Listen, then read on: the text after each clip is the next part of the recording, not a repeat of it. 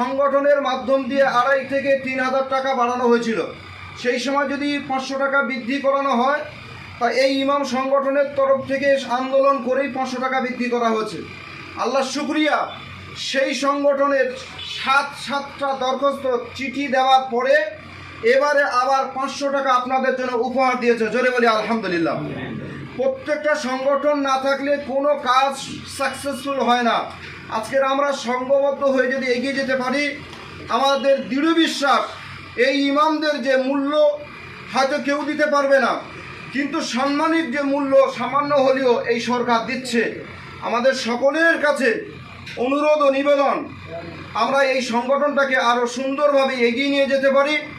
আমরা প্রত্যেকটা গ্রামে, প্রত্যেকটা অঞ্চলে, প্রত্যেকটা ব্লকে আমরা সেগুলো লক্ষ্য নজর করব, সেগুলো আমরা দৃষ্টি আকর্ষণ করব, যাতে আরও সুন্দরভাবে ইমাম সংগঠন আরও সমাজের অনেক কাজ করছে। আজকের দেখুন, ইমাম সংগঠন যখন ছিল না, আজকের এই ইমামদের এত সুন্দর একটা পরিবেশ আমরা একত্রিত করতে পারতাম না। অনেক সংগঠন আমরা করেছি, কিন্তু ইমামদের ব্যাপারে সর্বসংগঠন, সর্বসামাজিক মানুষ অনীহা। আজকের আমরা চিন্তা ভাবনা করে দেখেছি, আমাদের সঙ্গে আমাদের কাজী সাহেব আছেন, আমাদের সঙ্গে মুসা ভাই আছেন, এবং জমিয়ত উলামা হিন্দের আরও সংগঠন আরও জড়িত এর ভেতরে রয়েছে। সমস্ত সদস্যবৃন্দ এবং পদাধিকার ব্যক্তিবর্গ সকলে মিলে জোটবদ্ধভাবে সুন্দরভাবে সন্দেশখালীতে এই সংগঠনটা আরও সুন্দরভাবে সাজানোর জন্য আমরা চেষ্টা করছি। তার কারণ এই সংগঠন ছাড়া কিছুই হয় না। এই সংগঠনের মাধ্যমে দেখুন, আজকের আপনাদের কাছে ঈদ উপহার বস্ত্র আপনাদের তুলে দেওয়া হচ্ছে। এটা অত্যন্ত আনন্দের কিনা বলুন, অত্যন্ত আনন্দের কিনা? আজকের সমাজের মাঝখানে লক্ষ্য করে দেখুন, যদি কোনো ইমাম সাহেব, কোনো মৌলভী সাহেব, কোনো মাওলানা সাহেব, মুফতি সাহেব একটু সুখে স্বাচ্ছন্দ্যে জীবনযাপন করবে, আপনার প্রতিবেশী আপনার সঙ্গে শত্রুতা করে। এটা হচ্ছে বর্তমান পরিস্থিতির একটা দৃষ্টান্ত। কিন্তু তার মাঝখান থেকে আমরা চেয়েছি আমাদের এই উপঢৌকনটা অন্য কাউকে দিতে পারতাম। আমরা আলোচনা করে দেখি, ইমামদেরকে সর্ব জায়গায় অনীহার পাত্র হিসাবে কার্যকর করা হচ্ছে। আমাদের যদি এগিয়ে যেতে হয় আর সমাজ যদি পরিবর্তন করতে হয়, সমাজে যদি কিছু উন্নয়ন ঘটাতে পারে, সেটা ওলামা সম্প্রদায় ছাড়া কেউ করতে পারবে না। সেই জন্য আমাদের সর্বক্ষেত্রে সর্ব বিষয়ের টার্গেট হচ্ছে ওলামাদের পাশে দাঁড়ানো, আলেমদের পাশে দাঁড়ানো, ইমামদের পাশে দাঁড়ানো, মুয়াজ্জিনদের পাশে দাঁড়ানো।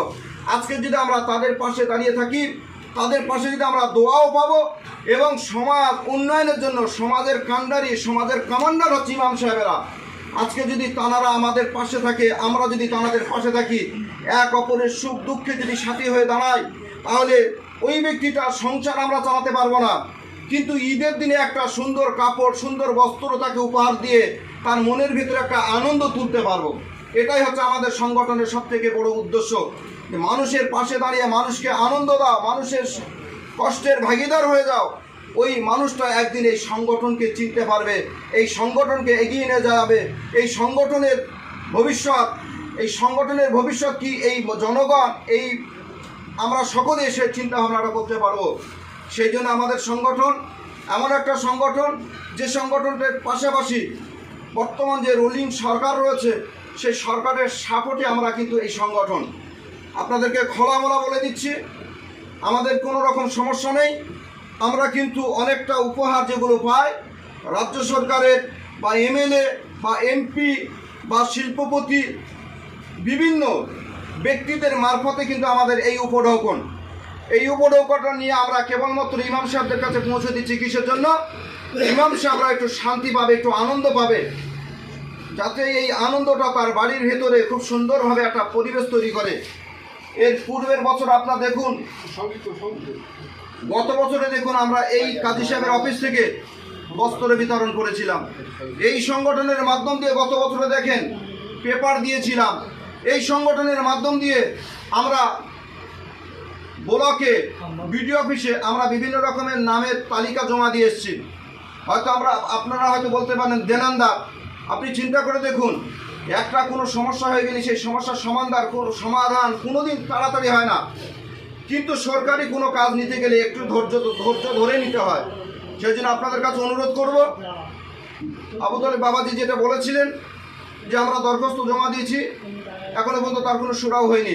কাগজ জমা পড়েছে ডোমো অফিসে, তারা যতক্ষণ না কোনো সিগন্যাল না দেবে ততক্ষণ পর্যন্ত আমরা তার রিপোর্ট দিতে পারছি না।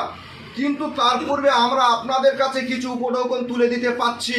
এটা সংগঠনের কাজ হচ্ছে কিনা আপনারা বলুন। এই সংগঠন কাজ চলছে কিনা তাই বলুন আপনারা। এই সংগঠনের পাশে আপনারা থাকুন। এই সংগঠন আপনাদেরকে আরও সুন্দর জায়গা তৈরি করে দেবে। এই সংগঠন আপনাদের দ্রব্যমূল্যতে পরিস্থিতি সেটাকে দেখার জন্য আবার একটা চিন্তা ভাবনা চলছে ভেতরে, ওটা এখন আমরা খুলে বলবো না। অনেকটা কাজ চলছে শুধু ইমাম সাহেব, মুয়াজ্জিন সাহেব, আলেম ওলামাদের জন্য। আমাদের পার্সোনাল এটা আপনাদের সকলের কাছে নিবেদন করব। সময় আমরা বেশি নেব না, অনেকটা সময় নিয়ে ফেলেছি, তার জন্য আমি আপনাদের কাছে ক্ষমা প্রার্থনা করছি। তার কারণ আজকের জুম্মার নামাজের পর আজকের শেষ রোজা, আজকের সকল ইমাম সাহেব, মুয়াজ্জিন সাহেব সকলেই ব্যস্ত আছেন। আজকের আমরা যে বস্ত্রটা এখানে আনা হয়েছে এই সংগঠনের তরফ থেকে সকলের কাছে দেওয়া হচ্ছে। আমরা সংগঠনের সার্বিক উন্নতি এবং সাফল্য কামনা করে আমরা এখানে আমার এই সংক্ষিপ্ত বক্তব্য এখানে ইতি করছি। ওমা আলাইনা।